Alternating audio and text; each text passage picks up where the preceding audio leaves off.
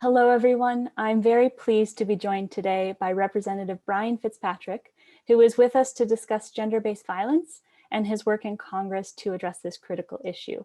Representative, thank you for joining us. My pleasure, Anya. Thanks for having me. So this year, building on the momentum of the Wilson Center's 16 days of activism against gender-based violence, we are expanding a cross-cutting initiative to examine gender-based violence, or GBV, from a rule of law lens. And as part of this project, we're producing a series of interviews with members of Congress to highlight how legislative debates shape US policy responses to GBV.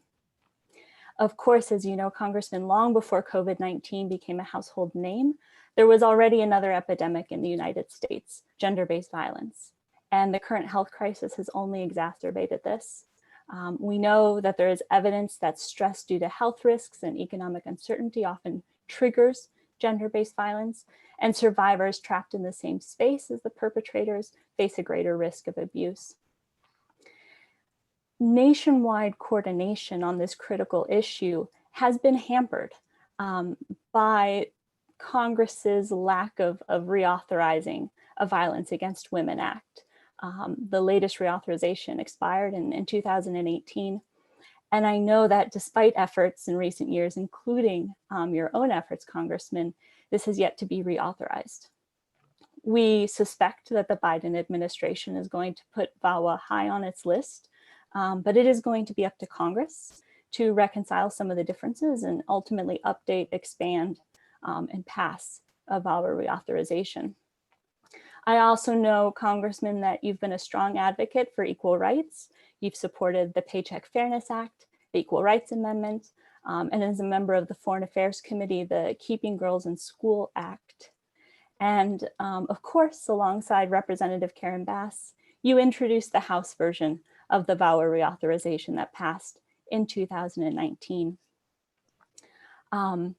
So, one of the first things that I want to ask you, Congressman, is why have you chosen to focus on gender-based violence? And why have you been such a vocal advocate for legislation addressing this issue, including the Violence Against Women Act? Yeah, thanks, Anya.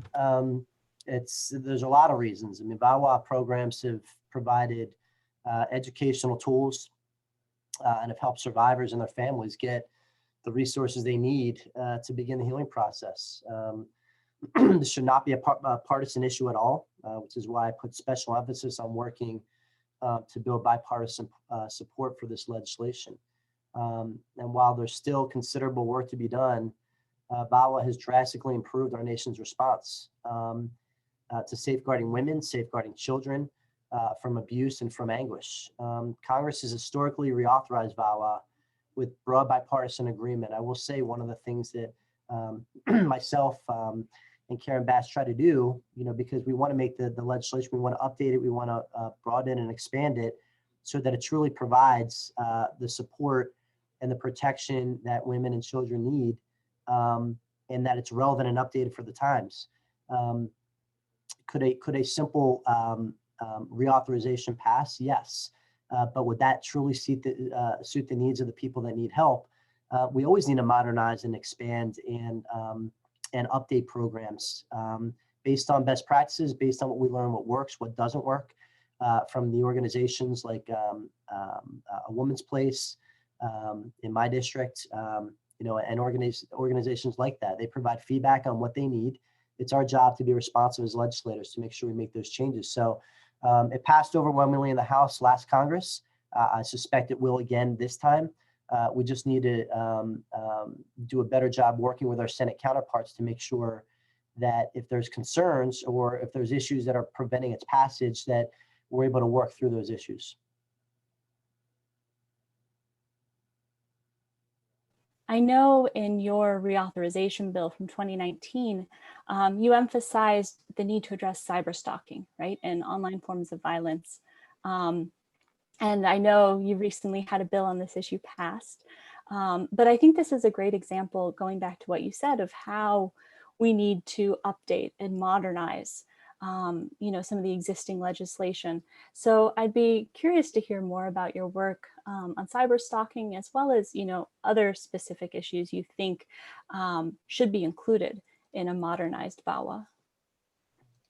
Sure. I mean, cyber is a big part of this. Cyber stalking, cyber bullying. We passed the Combating Online Predators Act. Myself and Stephanie Murphy. That was a bipartisan bill. Bullying and stalking are becoming much more virtual, much more online, much more aggressive, and in many forms much more dangerous. With the expansion of technology, the expanded use of social media has opened up a lot of new threats. And a lot of new avenues, unfortunately, for these bad actors to commit crimes, oftentimes against women, oftentimes against children. So that was important, but different issues pertaining to gun violence as well need to be addressed. That was a new provision here.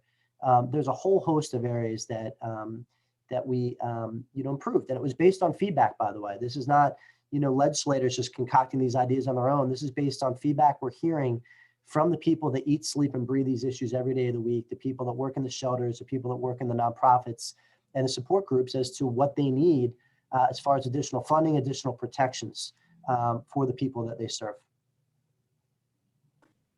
And you've also really focused on making sure that there's an educational component to this legislation, right? So training for young people, for example, on what intimate partner abuse is and how to spot it and how to respond to it. Why is that important? Yeah, I mean, we need to teach our kids that violence is never acceptable by making gender-based violence a sort of a central piece of VAWA. We can continue to work to make sure that future cases of domestic and gender-based violence are prevented. Education is a big component to so many things that we do in Congress. It's not enough that we just pass legislation. We need to educate people about the behavior, about the genesis of the problem itself that's warranted the passing of this legislation, and educate people on the legislation itself, how it should be implemented, and what its intent and purpose is. So education, like so many other areas, is a key component of this. Getting to the root causes of violence. Whether it be underlying mental illness, whether it be addiction, whether it be deep-seated systemic discrimination, whether it be having those underlying reasons exacerbated, as you pointed out, by economic stresses that may be caused by COVID or other exacerbating causes. So this is one of those issues where you have to attack the problem from 360 degrees. You can't focus on one area and ignore the other. This is a pervasive problem that requires a pervasive response to it. And, in terms of the role of the federal government, right, through VAWA and through some of these other policies, how does the federal government coordinate, right, with state and local governments to ensure that there is this kind of holistic response? Yeah, so obviously the federal government has a huge role to play given the Interstate Commerce Clause and the interstate nexus of this, whether it be the law enforcement component, whether it be the funding component, whether it be the funding of nonprofits, many of whom are operating in all 50 states, certainly most of which are operating in multiple states. So that's where the federal jurisdiction comes from.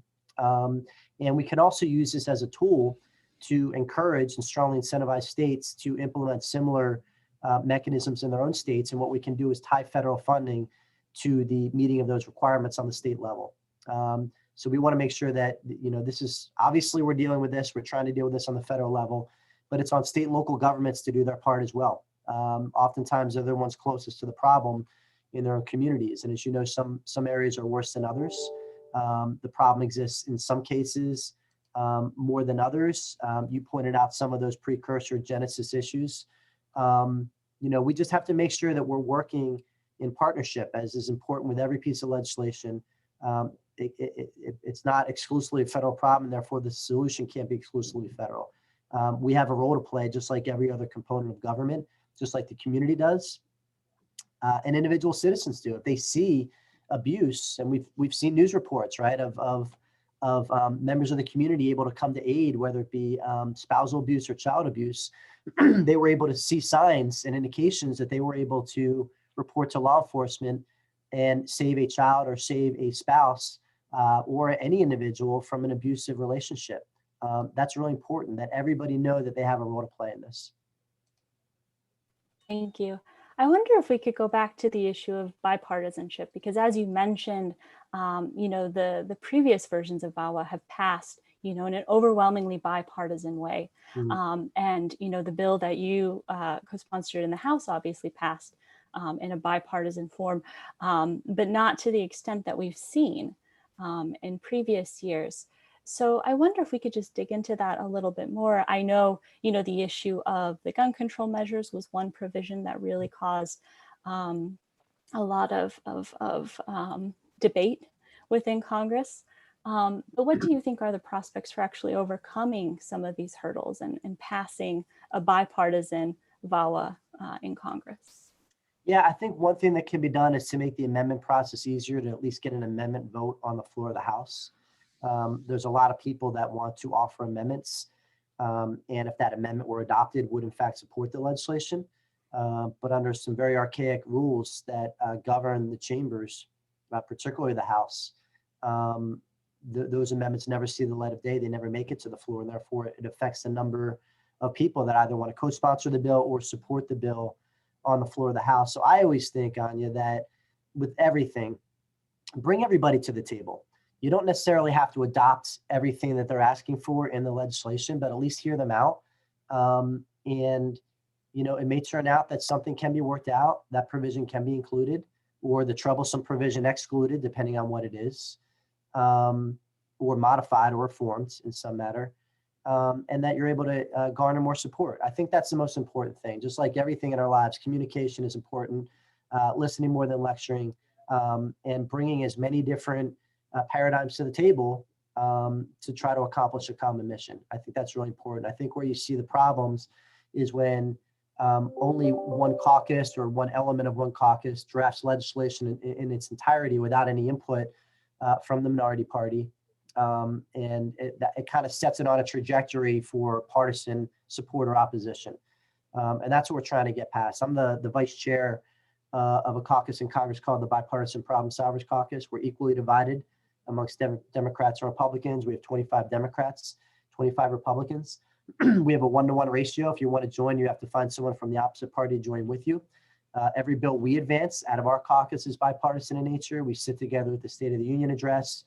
We do something called district swaps, where we go to each other's districts to learn about each other's territorial districts, as well as the unique issues that are facing our colleagues' districts. So that's really the way forward. Just like any successful relationship in our lives, come to the center, build consensus, and move forward on that which we agree on, rather than allowing the areas of disagreement block any progress. So I think that attitude is really important, and I hope this new 117th Congress adopts that. And of course, it's important not just within Congress, right, but within society. I mean, so many of the people I speak to about gender-based violence, right, whether they're lawmakers or activists, they are women. And obviously, this is something that impacts women, that's, really close to us. But we also need to have men at the table. And so, I really appreciate the work you have done. And I wonder if you have any thoughts for us on how we can bring more men and boys to the table and involve them in these conversations. Yeah, I mean, doing segments like you're doing here, Anya, exposure and communication are the key, and helping people understand the gravity of the problem. Sometimes people don't realize there's a problem if it doesn't exist in their own lives. And I think the more that we can get all people, including men and boys, active in the solution, getting involved in community organizations that fight back against gender-based violence might be a very eye-opening experience to them, to a problem that they may not have in their own lives, but they're now being exposed to its existence and its prevalence right in their own backyard that they may not have ever even thought about. I think that's just really, really important. And like anything, the broader coalition you can build behind a movement, the stronger that coalition is going to be, the more successful it's going to be. That's the approach I take to every piece of legislation.